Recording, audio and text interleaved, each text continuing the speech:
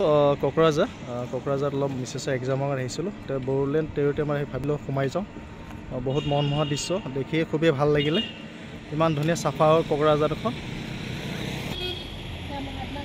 মহাত্মা গান্ধীৰ মূৰ্তি আছে, জাতীয় পিতাৰ সন্মুখত তেওঁলোকে ৰাখিছে। ভাল লগা এনেকৈ এইফালে সোমাই যাব পাৰি আৰু এইফালে ওলাই আহিব পাৰি।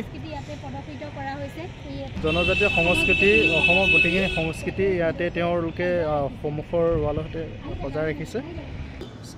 সান্থালী, ৰাজবংশী, হাজং, মাৰোৱাৰী, বড়ো বাদ্যযন্ত্ৰ, চেতচা, ঢোল আৰু হেৰি ভোজপুৰী, ৰাভা সকলো ধৰণৰ ইয়াতে তেওঁলোকে সজাই ৰাখিছে। বাহিৰত ওলাই আহি এনেকুৱা ধৰণৰ দেখা পায়। সম্পূৰ্ণ ধৰণৰ চফা, কোনো ট্ৰাফিক জাম নাই ইয়াতে। কোকৰাঝাৰৰ পৰা ইমানতে সামৰি পালোঁ। যিমান পাৰে ভিডিঅ' লাইক কৰিব, শ্বেয়াৰ কৰিব, কমেণ্টত ভুল জনাব।